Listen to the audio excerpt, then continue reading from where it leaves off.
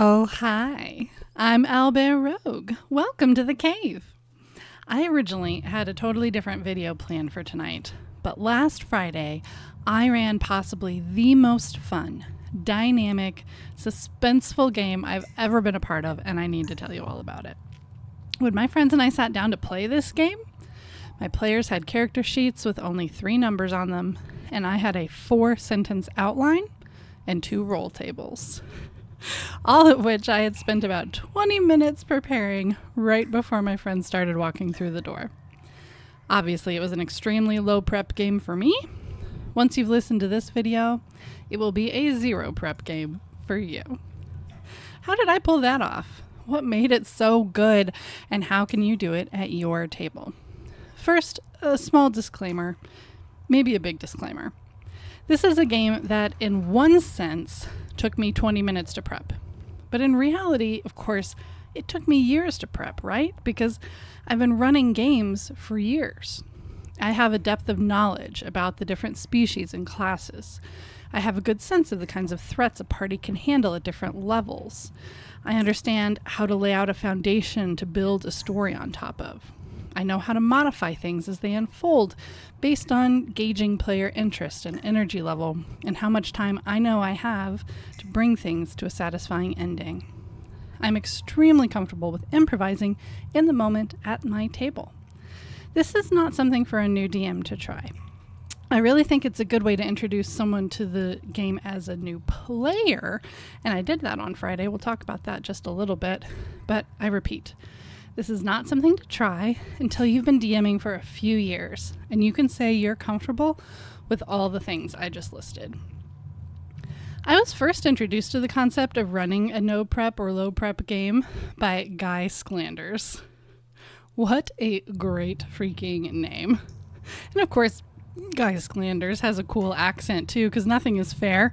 He runs a really good YouTube channel called HowtobeaGreatGM. You've probably heard of it, but if you haven't, I'll link to his video in the description of this one. Ever since I watched that, I want to say it came out like 4 years ago or so, I've been wanting to try it. This Friday, I was all set to run a session in Wild Beyond the Witchlight for one of my regular groups.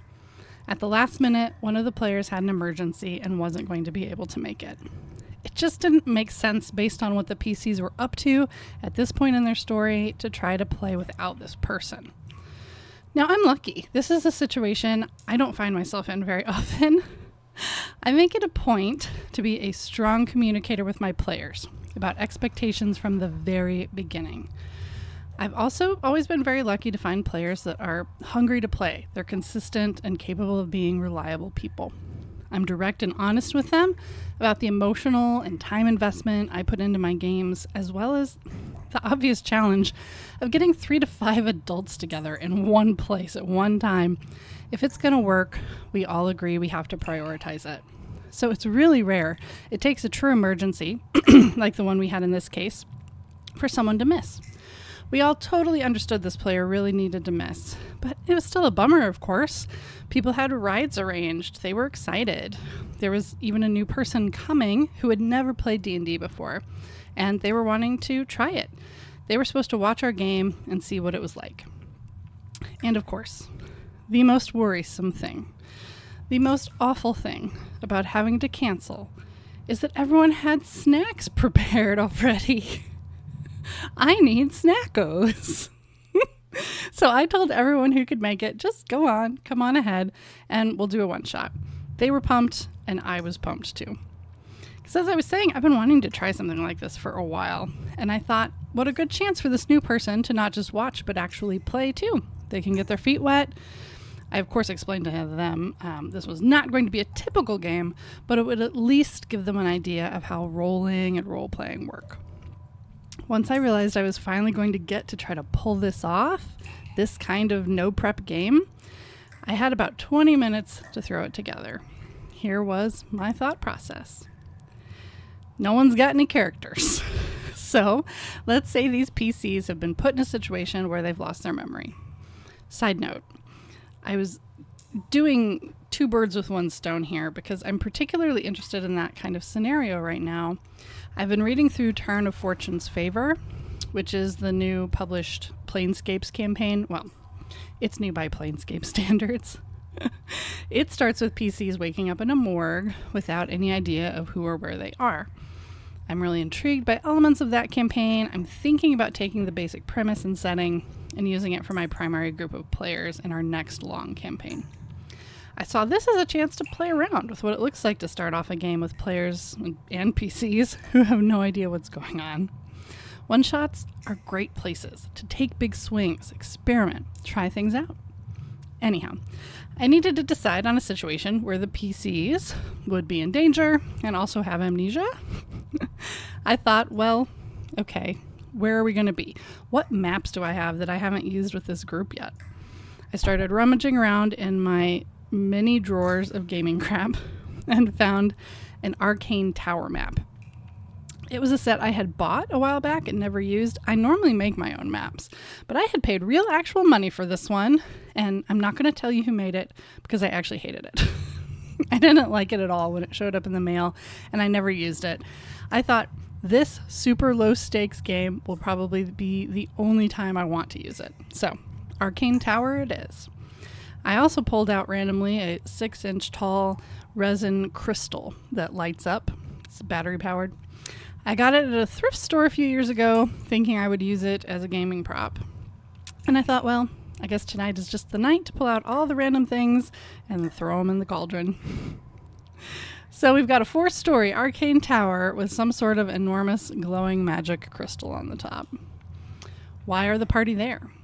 Let's say they somehow found themselves in the clutches of the mad mage who works in this tower and his cult of followers. He's been giving them potions of sleep, potions to make them forget themselves and their motivations, and potions to remember when he wants to question them. Why are they waking up now? How has this situation changed from one in which they're passively being prisoners to a more dire situation? This tower, I decided, had been invaded by a band of brutish, powerful creatures who slaughtered the mage and most of his disciples. I knew I was going to have the PCs be around level 3, which is my comfort level for starting people out in games. So let's say these brutes are a group of bugbears and goblins. We can scatter them around the tower. They can pillage and make a mess as I need them to. There can be some wounded mage disciples running around here and there too if I need them. I'll use the Acolyte stat block for them because Acolytes have got a few spells.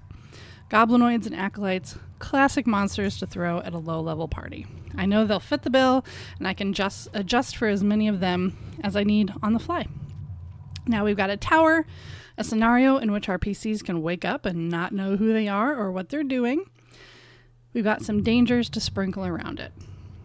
Because I have one totally new player, and the others that were coming were new-ish, I knew this was going to be a lot of role play, and I was worried that if I gave them too much time to think, they might get stuck and not know what to do next. I needed something to add a sense of urgency to the action and keep them constantly going and going, responding to the next thing, responding to the next threat. Okay, well, they're being held in this room. They're prisoners. Maybe there are some other creatures that are being held as well, and some of them could be dangerous. Let's put something big, hairy, and scary. That's the postscript on my memoir. Big, hairy, and scary in a crate that the bugbear's accidentally knocked over and it's about to bust out. I'll use the direwolf stat block for this creature, but I'll describe it as something a bit wilder and stranger. Once that time-sensitive threat is dealt with, I'll need something new. Let's say on the floor up above them, the bugbears also whacked a giant magical crystal. Hey, I pulled one of those out of my drawer. It's been broken, and waves of destructive arcane force are going to start pulsing through the tower, putting an unknown but imminent time limit on how long the whole thing is going to remain standing. What else do we need? Whew, they're about to show up. We need a way for them at some point to fully regain their memories and sense of self. Okay, simple. I'll put a potion that would restore their memory. I'll stick it on a dead acolyte on the floor up above them in case they decide to go up. And I'll put the mage's notes from their interrogations in a study on the floor below them in case they run down the tower. I might not have done this next part for a more experienced group. But again, I was worried about their role-playing comfort, and I wanted something to help them with that. So I quickly created 2 roll tables. The first was for them to roll when their character's eyes are initially fluttering open. What is the first thing their character thinks of? A flash of some long-gone memory. I wrote down 6 things. You could make this list as long as you wanted, but again, I had people about to walk through the door, so I went with 6. 1, an idyllic farmhouse. 2, a beautiful young woman sewing a patch onto a backpack and smiling up at them. 3, a group of soldiers laughing good-naturedly around a campfire. 4, the urge to pray, but no idea who or what to. 5, a grandfatherly figure showing them how to set traps with sticks and twine in the woods. And lastly, sitting in a dimly lit room surrounded by young people, all chanting and meditating. The second roll table I made was for the moment when at some point they would regain their memories. And it was a simple table of possible relationships. Things are always more interesting when PCs have some relationship to each other. Sibling, best friend, lovers, employer, employee. Because this is one shot, you could throw in the chaos of adding some antagonistic relationships in there too. Frenemies, rivals, archenemies, former lovers. I chose not to do that, but there's nothing stopping you from being spicy if you have players who are okay with potential PvP in a one-shot. That's crucial. Consent is key. The final thing I did as people were walking in with hugs and excitement and fresh, hot stuffed mushrooms, gods, I'm glad we didn't cancel, was I busted out some blank character sheets. I wrote 10 in the armor class box. This is basically the baseline armor you've got if you're unarmored and of average dexterity. I wrote 28 in the max hit point box. Level 3 characters are usually between 25 to 30 HP, so I went for something in the middle. And I gave them each 30 feet of movement, pretty standard. That's it. Now it's time to play. They have almost completely blank character sheets, and all I have is a piece of paper that says the following. PCs were captives of a mad mage who has been freshly killed by a ravaging group of goblinoids. There's a creature about to break out of a crate. There's a large magical crystal 1 floor above that's going to bring the tower down by the end of the game. There's a potion of remembering 1 floor above, and records of their interrogation 1 floor below. And then I had the 2 roll tables, and it was go time. I laid down my map, put some suspenseful music on, and I had them do a straight D20 roll to see what order they were going to wake up in. Obviously, the long version of how this unfolded took about 5 hours with snack breaks, so I'm going to give you the very short version. I had the PCs wake up in the order that they rolled, just as a couple of bugbears were leaving the room. As the PCs saw each other or looked at their own hands or reached up to touch their face, I would ask them, what does this person see when they look at you? What's the color of your skin? Is it scaly or smooth? Do you have horns? Do you have a tail? As they answered these questions, we assigned each of them a species and put the perks that come with that species on their character sheets. PC1 wound up being a goblin. I love it, especially since there were bad guy goblins running around the tower. She was woken up by a kick from the bugbears on their way out of the room. I wanted at least one player to not be restrained in any way. So we decided that her skinny little goblin hands had slid out of the chains she was hanging from when the bugbears bloodied her. She also rolled a natty 1 on perception real quick. So we decided that she had smashed her glasses when she fell. That added a lot of hilarious roleplay, having this little half-blind gobbo running around with a shard of their glasses trying to see what they were doing. She rolls on the memory table, and her first thought as she wakes up is of a grandfatherly figure teaching her to set traps.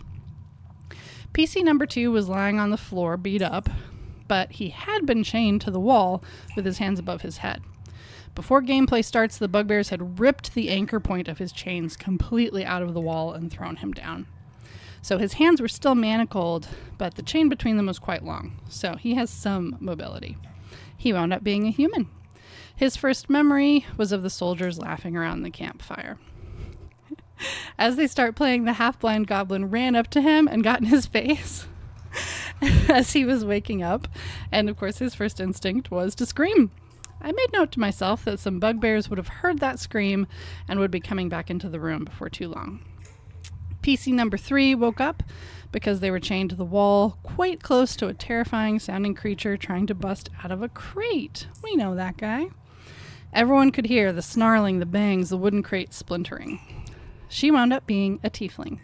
Her first thoughts were of having an instinct to prey, but not knowing to what or whom. She just couldn't remember. PC number 4 was woken up by the sensation of blood pooling around her hooves. She decided to be a satyr. The mad mage had been viciously attacked and killed by the bugbears right at her feet. As she comes to, her hands also chained above her head, she sees the light leave the eyes of this strangely dressed old man on the floor. Her first thought was of an idyllic farmhouse. Just as they were getting their bearings, I sent the bugbears back into the room. The goblin hides. Oh, is she good at that? Turns out she is. The human rolls athletically behind a table. Turns out he's quite good at that. The satyr sees the others trying to hide and intentionally draws attention to herself to buy them time. She convinces the bugbears that she's poisonous to eat and dangerous in general, and they leave again. Turns out she's quite charismatic. And that's how we built their characters. As they started to explore the world, get to know each other and their situation, and they tried to do things, I would ask them, okay, you want to do that? Do you think you're good at that thing? Really good? Maybe put a +2 under your strength. You're pretty good at it? Okay, put a +1 under dexterity. Do you think maybe you're bad at it? Oh yeah, -1 to your charisma. Just those 3 numbers, +2, +1, -1. The other 3 abilities would be straight rolls. We didn't bother with proficiency or filling in the specific skills.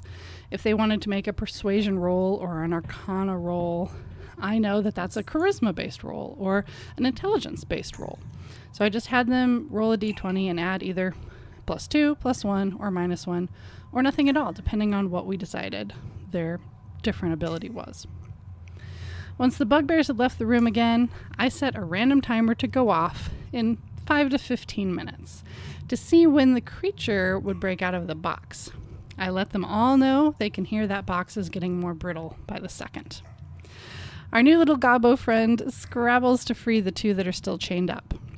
She succeeds on freeing the tiefling by using spit and rolling well, much to the tiefling's chagrin. And she forces her slender, now spitty, clawed hands through the manacles. The satyr is too furry for this to work, aka she rolled really poorly on that one. So while the human leaps onto the crate to try to hold it closed, something I wound up giving them an extra round of prep time once the timer went off to account for. The tiefling tried to get some distance. The gobbo turned to the body of the mage at the satyr's feet. I gave her a flash of memory of this cruel face, hovering, hurting her, always watching, forcing potions down her throat, taking notes. She searches the body, and I, on the fly, have to decide what she finds. Well, I think at the minimum, the mage would have the ring of keys, let's say a dozen. And, I can throw in a magic item here to spice things up. I just say they also find a wand. And I type, and pull up the Wild Magic Surge table for myself. I decide if anyone uses the wand without finding out what it is, or without a strong arcana check, I'll simply have them roll on the Magic Surge table and see what happens. The tiefling takes the wand, the goblin uses the keys to free the satyr, just as the monster breaks free of the crate. Once they've gotten out of their bonds and dealt with this creature, they have a little combat with the box threat. We took a break there. We ate more stuffed mushrooms, very important, and we decided, based on where they had put their numbers and what they were interested in, which class we thought they were playing. If they had a high dex or a natural armor from their race, I would let them bump up their AC to 12. If they had a high constitution, I let them up their HP to 30. If they had a bad constitution, I had them bump it down to 25. I gave them the basic abilities that would come from the class they'd chosen. If they were magic wielders, I automatically made their spell save DC 12 and their spell attack bonus +5, which is pretty standard for casters at level 3. I helped them quickly pick their spells, and I mean quickly, focusing on things that were going to be useful in a one-shot. The Gobbo decided to be a rogue. Classic. The human, a paladin. The tiefling, a cleric. And the satyr, a warlock. After the break, they had a moment to start looking around the room for their things. I let them find a crate full of personal belongings. I asked them what they found. They picked out some clothes, holy symbols, weapons, and armor based on their class and the story they were starting to tell themselves in their head about who their PC might be. I let them add those things to their character sheets and up their AC, if appropriate, if they found some armor for themselves. Now it was time to interject a sense of urgency again. I tell all of them who have some magical ability, basically everyone but the goblin, that they feel a sudden jolt of arcane energy burst out from somewhere overhead, and it roils the tower. They all roll dex saves to stay standing. I have the magic users make arcana checks, intelligence checks in this case, and tell the ones that roll highest they get the feeling the bugbears messed with something powerful, something above their pay grade, somewhere up above in the tower. This tower isn't going to last long. I pulled up a random timer from the interwebs again to determine when the next wave of power would hit. If you've listened to your gals' videos before, you know random timers are one of my very, very favorite DM tools. Everyone can hear when the timer goes off, and it gives the whole game a sense of urgency. I know the time range when something will happen, like the creature busting out of the box earlier, or in this case, a wave of destructive arcane power coursing through the building, setting off dex saves to avoid being knocked over or hit by chunks of stone later on as the tower gets truly unstable. But even I don't know exactly when it will happen, and it's a nail biter for everyone. Now they need to figure out where they are, ideally who they are, and escape before they're bashed by a bugbear or the tower falls down on their heads. The PCs wound up deciding to head upstairs, encountered the damaged magic crystal that was freaking out and limiting the lifespan of this tower and those inside. They fought some bugbears and some goblins that were up there, while pulses of increasingly destructive power periodically went through, setting off a round again of those dex saving throws. Each time a PC interacted with something significant, like the body of the mage that had tormented them, their personal items from the bin, the potion that would help them remember, or let's say if they called on a power that depended on a deity or something like that, I would give them a little flash of memory to help them flesh out their story. For example, Paladin knows he's a paladin now, and he uses one of his paladin spells for the first time. I ask him, as you reach for the power of your oath for the first time, what do you feel from the energy you draw on? What kind of being do you think you're pulling this power from? Both the tiefling cleric and the satyr warlock felt their power had ancient eldritch vibes. I had them start to feel a sense of recognition for each other. It seemed obvious they were at least playing on the same team. The paladin felt his god was a vengeful one. I gave him another brief glimpse of memory of the same soldiers he had originally seen laughing with each other, now dying around him in an ambush, and a sense of seething, helpless rage filling him. While dealing with the bugbears, they discovered the body of the acolyte lying dead on the floor that I had stuck up there next to the crystal.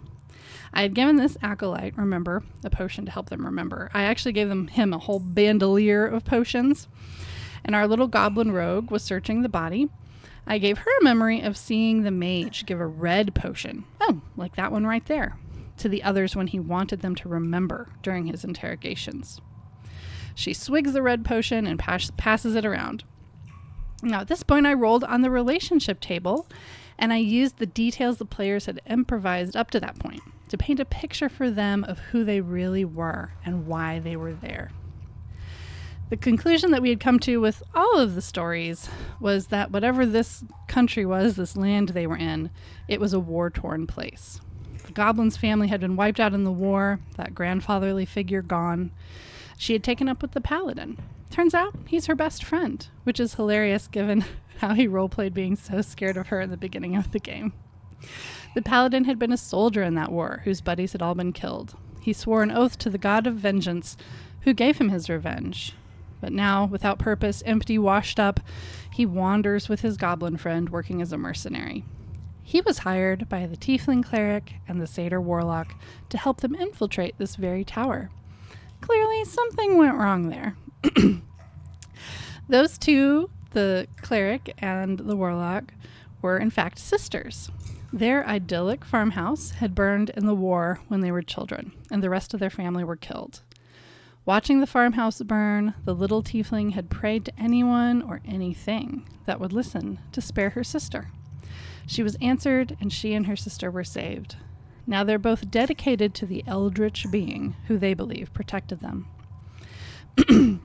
They were sent to this tower and hired the other two to help out by this eldritch being. They were sent there to steal something from the mad mage that would help in a ritual to release this eldritch being and bring it back into full power. Now, if I had needed more time, something to fill out the time, I would have them remember that they needed an object and they needed to start searching the tower for it. But since we were close to the end of our time, I said conveniently the thing they were sent to steal was the wand they had already taken off the mage. Now, we have these relationships. Suddenly, there's an emotional connection, emotional weight to what's happening that wasn't there before. Right as suddenly there's bigger stakes than there ever was, I let the magic users know that they can sense the tower can take maybe 3 to 5 more of those arcane pulses coming from the crystal. They've been, again, going off on random timers every 5 to 15 minutes. They're on the top floor of a tall tower, and they need to get out. As things were coming to a close and the tower was coming down, I had them make 3 rolls using their highest ability score modifier and painting a picture of me of how that highest skill helped them to get out. I ran it like death saves. So they had 3 rolls. Their successes and failures determined if they made it out on time. I threw in some injured acolytes with hold person, just to spice things up a little bit too as they're running through the tower. Our little goblin rolled a nat 20 on her first roll, and I let her choose to make it totally free of the building using her dexterity if she wanted to. She chose to say some encouraging words to her paladin best friend. Come on, you'll make it out of this, we always do, something like that. And she ducked, dove, and dodged her way down the tower and outside. The paladin was able to make it out. He had to carry the tiefling part of the way because she ran afoul of one of those hold person spells. Since the tiefling cleric was struggling, her sister, the satyr, lost a turn coming back to also try to help. That cost her. Her last roll was abysmal. The tiefling cleric sister made it out. The satyr sister, who had thought of her sibling's safety before her own, did not. I narrated, "You run out of the tower and turn, breathless, staring at the door. Suddenly, it's as if you're 8 years old again, watching the farmhouse burn, praying to see your sister run towards you. Only this time, no one comes. You all throw yourselves back and cover your eyes as with one final deafening pulse, the tower implodes, tendrils of blue crackling power snaking over it before it falls into an eerie silence." We closed the game with the satyr's last thoughts before she was crushed. She wished she had been more open with her sister, the player decided. That they had talked more. That she could be sure in this final moment that her sister knew what she meant to her. Her world faded to black for a moment, but then a greenish, unhealthy-looking sun rose in her vision, wreathed in writhing tentacles reaching out to claim her soul.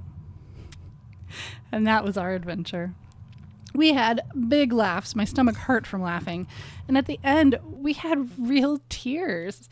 Tears for characters that hadn't existed when we sat down to play a few hours before. It was exciting. It was suspenseful.